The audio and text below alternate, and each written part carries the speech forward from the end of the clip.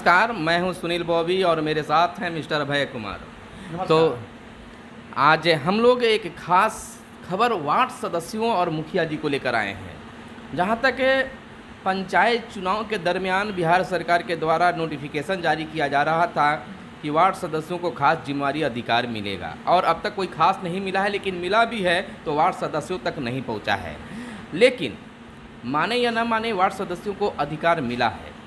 जैसे बिहार में solar light लगाने को लेकर शुभारंभ बिहार के मुख्यमंत्री नीतीश कुमार, उप मुख्यमंत्री तेजस्वी यादव और पंचायती राज मंत्री मुरारी प्रसाद गौतम के नेतृत्व में शुभारंभ कर दिया गया है सोलर स्ट्रीट लाइट को लेकर। और उस सोलर स्ट्रीट लाइट को जो है बिहार के सभी वार्डों में 10-10 सोलर लाइट लगाना है और उसकी देख रेख भी करना है। तो यहाँ पर जब लगेगा तो उसकी जिम्मेवारी वार्ड सदस्यों को ही होगी। क्या भैया जी, क्या वार्ड सदस्यों को अब तक क्या उनका अधिकार नहीं मिल पाया है? देखिए, वार्ड सदस्यों का अधिकार मिला है। उससे पहले हम बात करेंगे जो सोलर लाइट लगने वाली है।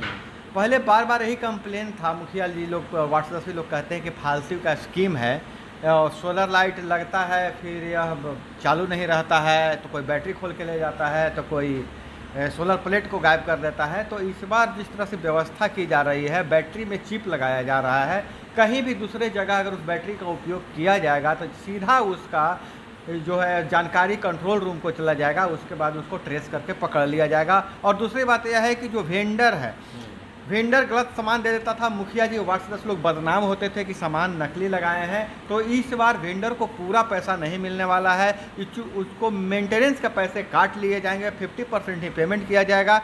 उसके बाद अब पेमेंट भी जो है ना सर, वो जब लग जाएगा सोलर स्ट्रीट लाइट तब उसको पेमेंट तब लग जाएगा और उसे पूरा पैसा नहीं मिलेगा, नहीं मिलना है। और उसके बाद भी जैसे ही अगर लाइट बंद होगा तो उसकी सूचना कंट्रोल रूम को चले जाएगी, स्वतः चले जाएगी, और उसके बाद वेंडर को 72 घंटे के अंदर उसको ठीक करना होगा। तो यह बहुत बढ़िया व्यवस्था है। मुखिया जी और वार्ड सदस्य मुक्त रहेगा। दूसरी बात जो आपने कहा कि दूसरी बात आप बताइएगा, क्या यह जो चिप्स लगाने वाली बात है, तो क्या बिहार में यह संभव हो पाएगा कि मैंने वो सक्सेसफुल, मैंने सफलतापूर्वक सेट कर दिया जाएगा? ऐसा बात नहीं है। बहुत लोग बिहार के मिथक टूटा है, सारे मिथक बिहार में ही टूटते हैं। टेक्नोलॉजी का उपयोग करके बहुत हद तक करप्शन रोका जा सकता है, रोका गया है। आप याद कीजिए, वृद्धावस्था पेंशन योजना से लेकर इंदिरा आवास योजना तक, माफ़ कीजिएगा, पीएम आवास योजना तक की राशि अब डायरेक्ट खाते में आ रही है। वहीं किसान सम्मान निधि भी डायरेक्ट खाते में आ रही है, फसल बीमा की राशि डायरेक्ट खाते में आ रही है। टेक्नोलॉजी का उपयोग हुआ है यहाँ पर, तो बिचौलिया कोई ले नहीं सकता है। उसी तरह से अगर चिप लगा हुआ है तो कंट्रोल रूम किसी एजेंसी को मिल जाएगा। जब वो हैदराबाद में कर सकता है तो बिहार के पटना बैठे क्यों नहीं कर सकता? ठीक है, बहुत बढ़िया। अभी बताइए कि इसमें वार्ड सदस्यों की क्या जिम्मेवारी होगी या मुखिया जी की क्या जिम्मेवारी होगी? वार्ड सदस्य और मुखिया जी का जिम्मेवारी बहुत बढ़ने वाला है। मेन चीज़ क्वालिटी कंट्रोल की जिम्मेवारी मुखिया जी और वार्ड सदस्यों की होगी। हालांकि यह राशि बताया जा रहा है कि 10-10 सोलर लाइट लगाया जाएगा, राशि पंचायत के खाते में आएगी।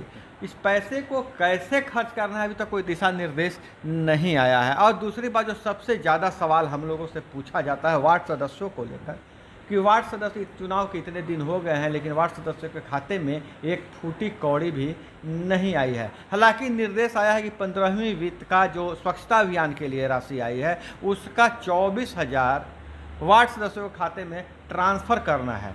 लेकिन कोई भी मुखिया जी, चाहे कोई भी जो ग्राम पंचायत, मतलब रेयरेस्ट एक आध दो ठो किए होंगे, खाता में ट्रांसफ़र नहीं किए हैं। उसके पीछे बहाना यह बनाया जा रहा है कि अभी तक कोई स्पष्ट दिशा निर्देश नहीं आया है। हालांकि जल्द ही उनके खाते में पैसे आ जाएंगे। और एक बात और है, जैसा बताया जा रहा है कि पर्व त्यौहार के सीजन के बाद, मतलब दीपावली छठ के बाद, वार्ड सदस्यों को एक नई जिम्मेवारी मिलने वाली है और उनको स्वायत्ता मिलेगी अपने वार्ड में विकास कार्यों को करने का। और एक चीज़ और है, जो भवन निर्माण संबंधी बात थी, कचरा डंपिंग जोन और या पंचायत सरकार भवन, बहुत तरह के जो निर्माण कार्य पंचायतों में चलना है और चल रहा है। एक चीज़ और जुड़ गया है, नए जो पंचायती राज मंत्री मुरारी प्रसाद गौतम जी ने घोषणा किया है कि अब पंचायतों में, गाँवों में ही कंपटीशन की तैयारी कर सकेंगे ग्रामीण छात्र छात्राएँ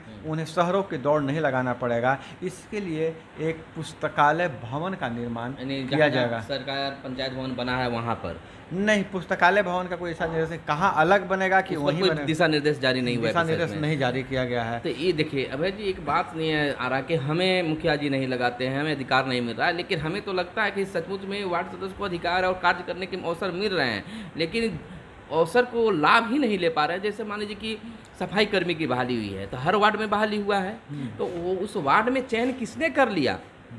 अगर मुखिया जी डायरेक्ट कर लिए हैं तो इसका मतलब है कि आपको पता ही नहीं चल पाया। आप उसके लेकर कुछ लिखा पढ़ी कीजिएगा, कुछ अधिकार के लिए लड़िएगा, तब ना कि ऊपर से कोई आकर और आपको अधिकार दे देगा। देखिए, बहुत सारी बात है। वार्ड सदस्य मतलब ये सोच रहे हैं, पिछले जो टेन्योर हुआ था वार्ड सदस्यों का, वो सोच रहे हैं कि जिस तरीके से लूट मिलजुल कर मचाया गया था, तो उस तरह से हमें कुछ मौका वित्तीय लाभ का उनका इशारा रहता है, काम करने का इशारा नहीं रहता है। मैं स्पष्ट रूप से बता देना चाह रहा हूँ, रहता है कि हो रहा है काम हमारे वार्ड में, लेकिन उसका वित्तीय लाभ हमको लाभ नहीं। लेकिन एक बात बता दे रहे हैं, जो पिछले टेन्योर में वार्ड सदस्य या वार्ड सचिव रहे हैं और उनके साथ कितना बड़ा धोखा हुआ है कि जो वित्तीय लाभ की बात है, तो ढके छुपे शब्दों में सबको जान रहे हैं कि अधिकारी से लेकर मुखिया तक नल जल योजना में, 7 निश्चय योजना में वित्तीय लाभ कमाया है, वित्तीय लाभ उठाया है। लेकिन जब अब कार्रवाई की बारी आ रही है, एनओसी की बात आ रही है, उपयोगिता प्रमाण पत्र की बारी आ रही है,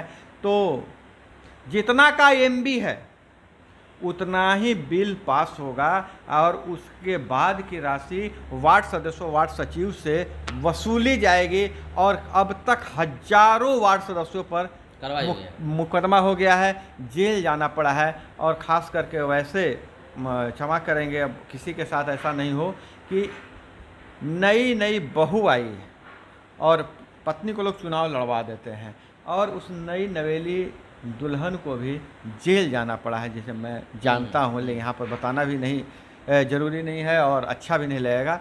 तो इससे सावधान रहना चाहिए। देखिए, वित्तीय लाभ मिलने की जहाँ तक बात है, वित्तीय लाभ भी मिलेगा, लेकिन एक दायरे में। पिछले सेशन में, पिछले टेन्योर में वार्ड सदस्यों ने अपने अधिकार, अपने ताकत, अपनी शक्ति को नहीं पहचाना और अधिकारियों के बात पर उनके कहने पर एजेंसी नियुक्त कर दिया और जल्दी पैसे निकालने के चक्कर में वो गलती करते गए। जी हमेशा हम बताते रहते हैं अपने व्यूअर्स को कि अधिकार अधिकार अधिकार की बात करते हैं, अपने कर्तव्य को भी आप समझिए।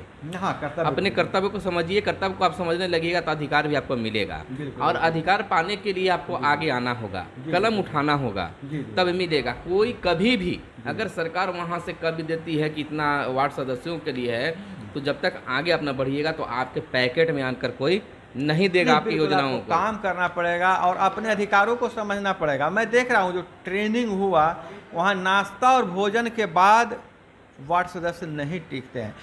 जो ट्रेनर होते हैं, ट्रेनिंग देने वाले होते हैं, ऊपर ऊपर की बात बता देते हैं, लेकिन वार्ड सदस्य कभी काउंटर नहीं करते हैं कि हमें ट्रेनिंग अच्छी तरीके से दीजिए, हमारे अधिकार को समझाइए। अपने वार्ड सदस्य व्यूअर से कहना चाहेंगे कि अपने अधिकार का इस्तेमाल इस बार जरूर कीजिए जब सोलर स्ट्रीट लाइट आपके यहाँ लगे। अच्छे ढंग से अपने स्थानों को चयन कीजिए। अगर उस स्थान चयन में कोई हस्तक्षेप करता है तो आप उसका विरोध कीजिए, आपका अधिकार मिलेगा निश्चित तौर पर। क्या? हाँ, बिल्कुल मिलेगा। और इसी तरह से आपको जागरूकता फैलाते हम रहेंगे, आपको बताते रहेंगे। अपना अधिकार को समझिए, अपनी ताकत को समझिए।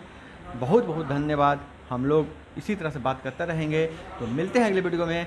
जय हिंद, वंदे मातरम। धन्यवाद।